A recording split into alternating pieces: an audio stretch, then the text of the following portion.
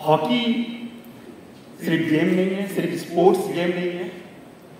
Hockey मेरे ख्याल से इंडियन लोगों के लिए एक इमोशन है। हम सब हॉकी के साथ जुड़े हुए हैं।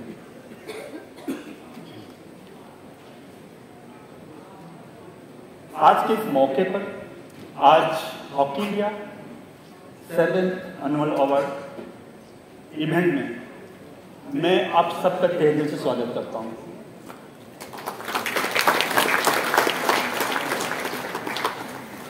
सर, धीरज जी सर, आप पहले भी स्पोर्ट्स में से रह चुके हैं, भली भांति अब स्पोर्ट्स से जानते हैं।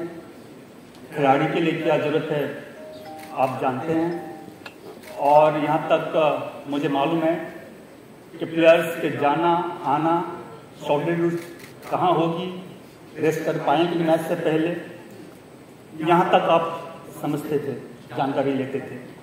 और आपके समय में खेलो इंडिया यूनिवर्सिटी गेम्स आपने शुरू किया था, फिट इंडिया मूवमेंट आपने शुरू की थी। आपके योगदान स्पोर्ट्स के लिए काफ़ी रहा है सर। मैं भी आप टाइम निकाल के हमारे इस प्रोग्राम में मैं हर दिल से हॉकी इंडिया की ओर से शुक्रिया अदा करता हूँ।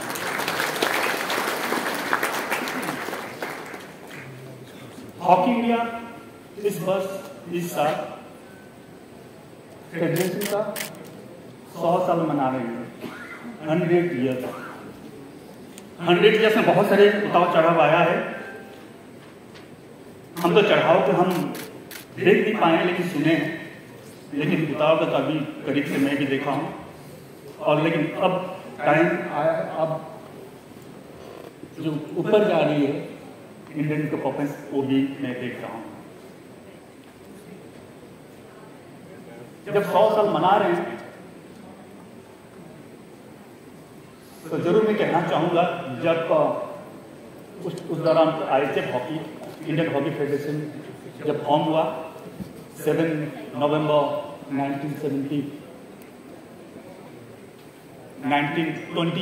में FI से एफिलिएशन हुआ।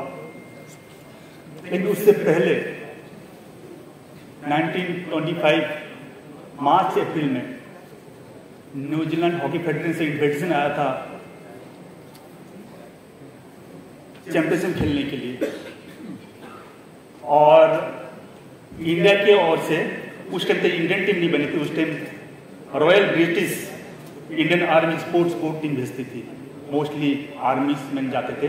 उस टीम में ज़्यादातर ब्रिटिश ऑफिसर होते थे और 5-6 इंडियन सोल्जर्स होते थे। उसमें ध्यानचंद जी भी शामिल थे। और 2.5 मंथ का चैंपियनशिप था, वहाँ पे जाना आना 2.5 मंथ का था। वहाँ पे 21 मैचेस खेली गई और 18 मैचेस जीते, 2 ड्रॉ रहा, 1 हारे। IHF कई सालों के बाद IHF उस टूर्नामेंट के वुड टूर को इंटरनेशनल टूर घोषणा किया, लेकिन IHF टूर से नहीं गए थे। और आपको जानकारी कि जब उसके बाद 1928 ओलंपिक्स खेली गई, पहला नेशनल चैंपियनशिप कोलकाता में खेली गई। उसके बाद टीम गई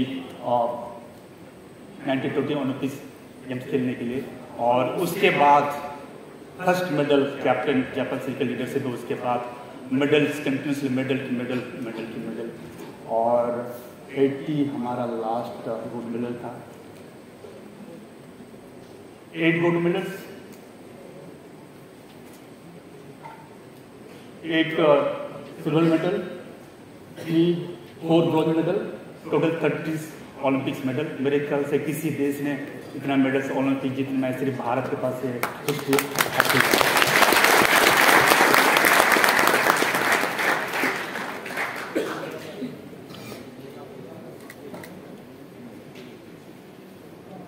मैं आप सबको मैं याद दिलाना चाहूंगा,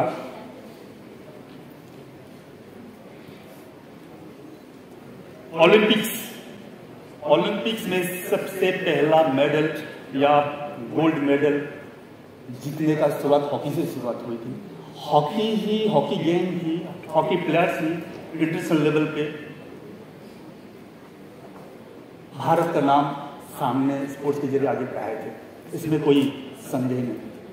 लेकिन धीरे धीरे जब हॉकी का स्तर डाउन होने लगा, डाउन तो नहीं कहूँगा, लेकिन जब उस हिसाब से हम फॉलो नहीं कर पा रहे थे, मुझे याद है, मैं याद दिलाना चाहूँगा आप लोगों को, 80 में लास्ट ओलंपिक्स गोल्ड मेडल जीते, उसके बाद 84 में 5th पोजीशन, 88 में 6th पोजीशन, 92 में 7th पोजीशन, 96 में 7th पोजीशन,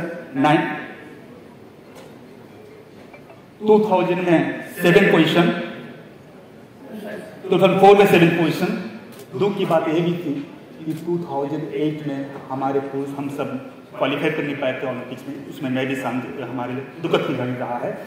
2012 में मेरे ख्याल से 12 पोजीशन, जिसमें मेरे ख्याल से श्रीजेश भी था उस टीम में। हम सब ने भी देखा है कि कहाँ तक हम डाउन रहे हैं। और 2016 में 8 पोजीशन और 2021 में ब्रॉन्ज मेडल और 2024 पेरिस में ब्रॉन्ज मेडल। ये रहा हमारे धीरे धीरे हमारे आज टाइम आया है हमारे खिलाड़ियों का, उनका मेहनत, उनका लगन और उनका जुनून को मनाने के लिए। और घर के साथ मैं ये कहना चाहूँगा कि आज यदि हॉकी इंडिया दुनिया भर में एक स्थान बना पाई है कि आज हम किसी भी टीम को हम जीत सकते हैं, बीट कर सकते हैं, तो हॉकी इंडिया के हर एक players, coaches, staff, supporting staff और सभी को मैं बधाई देना चाहूँगा। जो कॉन्फिडेंस हमें मिली है, हमें दे रहे हैं, और मुझे कॉन्फिडेंस है, एक कॉन्फिडेंस फ्यूचर टूर्नामेंट में जो हमारा अब एम है next year Asian games, world cup, उसके बाद मेन एम है हमारे LA 2028 ओलंपिक्स। मुझे विश्वास है हर एक खिलाड़ी, कोचेस सब लगन के साथ आगे बढ़ेंगे।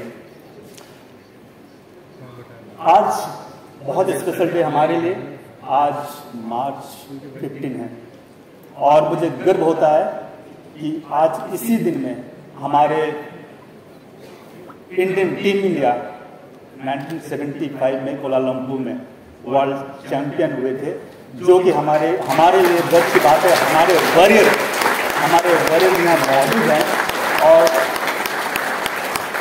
और इस पल को हम धूमधाम से मनाना चाह रहे हैं। मैं सबको रिक्वेस्ट करना चाहूँगा, आज जितने भी हमारे वॉरियर हैं 1975, उनके लिए स्टैंडिंग ओवेशन चाहिए। मेरे ख्याल से हम सब देना चाहिए।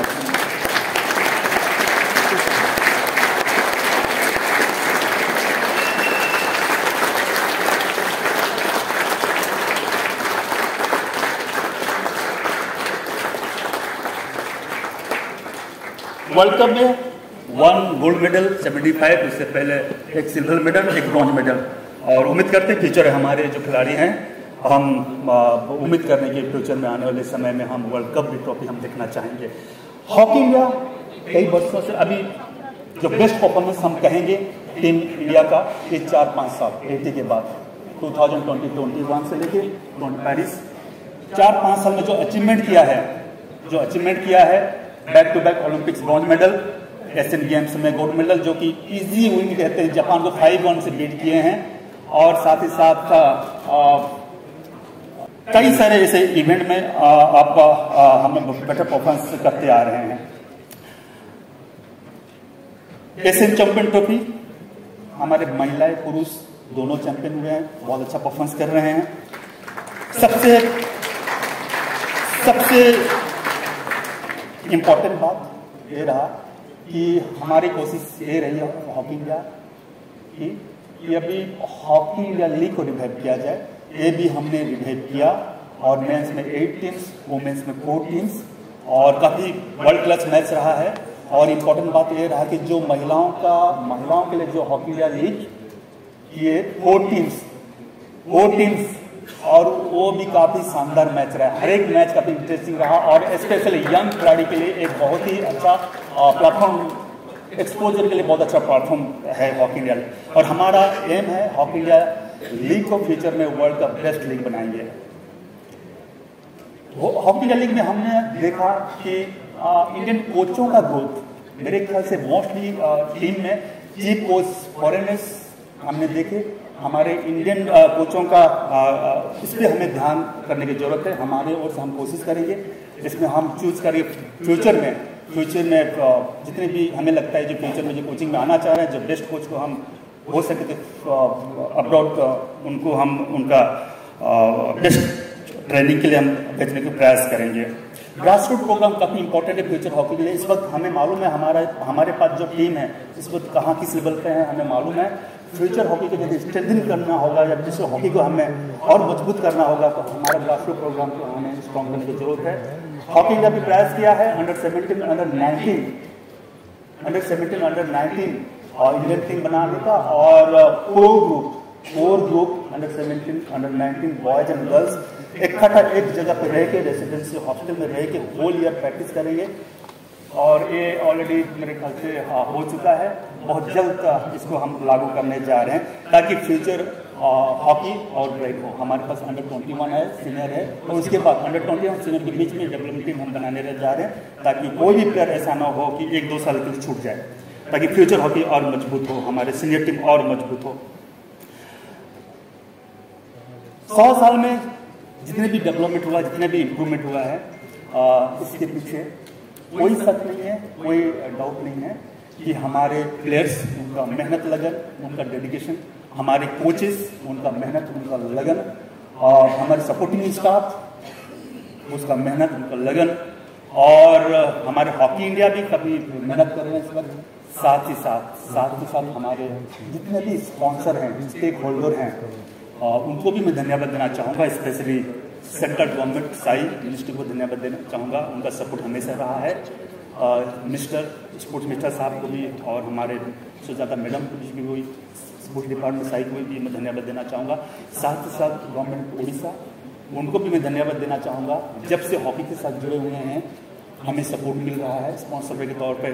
2036 तक हमें सपोर्ट कर रहे हैं, यानी कि हमें कोई सोचने की जरूरत नहीं है, जो कि उड़ीसा गवर्नमेंट से हमें मिल रहा है। उड़ीसा गवर्नमेंट को मैं हॉकी इंडिया कोर्ट से बहुत बहुत धन्यवाद देना चाहूँगा। इसके साथ साथ अभी कई वर्षों में हम देख रहे हैं कि हमारे जो स्टेट डिपार्टमेंट सामने आ रहे हैं स्पोर्ट डेवलपमेंट के लिए, तो मैं धन्यवाद देना तमिलनाडु गवर्नमेंट को। तमिलनाडु गवर्नमेंट अभी जैसे last year Asian champion trophy organise किया, अब इस साल जूनियर वर्ल्ड कप ऑर्गेनाइज करने जा रहे हैं। मैं धन्यवाद देना चाहूँगा बिहार गवर्नमेंट को। Bihar government Asian champion women's organise किया कई शानदार तरीके से, और भी टूर्नामेंट ऑर्गेनाइज करने के लिए।